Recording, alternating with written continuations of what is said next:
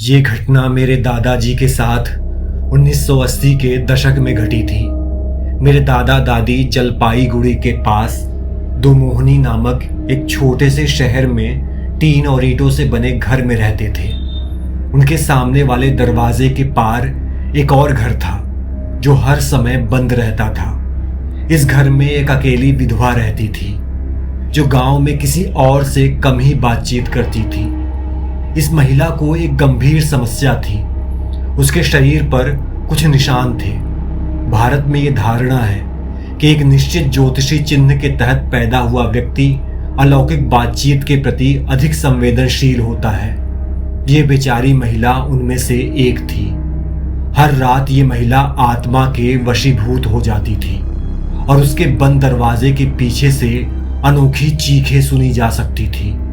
अंदर क्या होता है किसी को पता नहीं चलता था। एक रात तो चीख बहुत ही भयावह हो गई। गड़गड़ाहट की आवाज और तेज चीखों के साथ दोहरी आवाजें सुनी जा सकती थी। ग्रामीणों ने हिम्मत जुटाई और जांच करने का निर्णय लिया। उन्होंने अपनी मशालें जलाई क्योंकि उस समय बिजली नहीं थी और वे सभी उसके दरवाजे पर इकट्ठे हो गए। इस अवस्था में चीखें और अधिक पीड़ादायक हो गई। कुछ कोशिशों के बाद दरवाजे को लात मारकर गिरा दिया गया, लेकिन जैसे ही दरवाजा खुला चीखें बंद हो गई। सब डरे हुए थे। क्योंकि मेरे दादाजी बुजुर्ग थे इसलिए हर कोई उनकी ओर देख रहा था। वो अपनी मशाल को ऊपर उठाए हुए धीरे धीरे अंदर की ओर बढ़े। मशाल की लौ ने मेरे दादाजी के लिए एक समय में एक छोटा कदम उठाने के लिए पर्याप्त जगह रोशनी कर दी।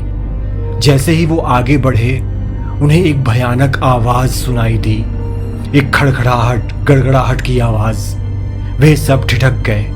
मेरे दादाजी ने धीरे से मशाल को आवाज की दिशा में घुमाया और वो वहां एक कोने में बैठी थी।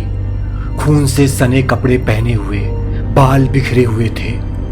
एक जबरदस्त बदबू ने उन सभी पर काबू पा लिया। वो गंदगी के ढेर में बैठी थी। वो एक मुर्गी को काट रही थी और उसका मांस नोच रही थी। जैसे ही उसने पक्षी के कच्चे शव को कुतरना शुरू किया उसके मुंह से खून और आंतें बहने लगी। फिर वो अचानक रुक गई और धीरे धीरे मेरे दादाजी से नजरें मिलाने लगी। उसकी आंखों का सफेद भाग एकदम पीले रंग का था और उसके लेंस का रंग राख जैसा भूरा था। मेरे दादाजी को वे आंखें आज भी याद हैं। फिर इससे पहले कि वो कुछ कर पाते वो एकदम से उन पर झपटी और सीधे जांघ पर काट लिया। मेरे दादाजी एक चीख, पसीने और हाँफने के साथ उठे। हाँ, ये एक दुस्वप्न था, लेकिन ये कोई दुस्वप्न नहीं लग रहा था। जैसे ही मेरे दादाजी ने पानी का वो जग उठाया जो वो हमेशा अपने बिस्तर के पास रखते थे, उन्हें अपनी जांघ में चुभन महसूस हुई। उन्होंने एक तेल का दीपक उठाया और उसे अपनी जांघ पर रखा और देखा काटने का निशान वहां था, स्पष्ट और हरा। इससे गांव के सभी लोग घबरा गए। ग्रामीणों ने नकारात्मक ऊर्जा को दूर रखने के लिए पवित्र अनुष्ठान किए और उन्होंने अपने बीच प्रेतवादित घर के साथ रहना सीख लिया। ग्रामीण कभी भी सूर्यास्त के बाद उस घर के नजदीक, यहाँ तक कि दिन के दौरान भी बाहर नहीं निकलते थे। आखिरकार समय के साथ चीखें भी खत्म हो गई और वो महिला भी। अधिकारियों ने विधवा के क्षत विक्षत शरीर को घर से हटा दिया। घर को तोड़ दिया गया और जला दिया गया। आत्माओं को शांत करने के लिए पारंपरिक अनुष्ठान किए गए। आज मेरे दादाजी यहाँ नहीं हैं, लेकिन मैं अभी भी उस महिला के बारे में सोचकर कांप जाता हूँ।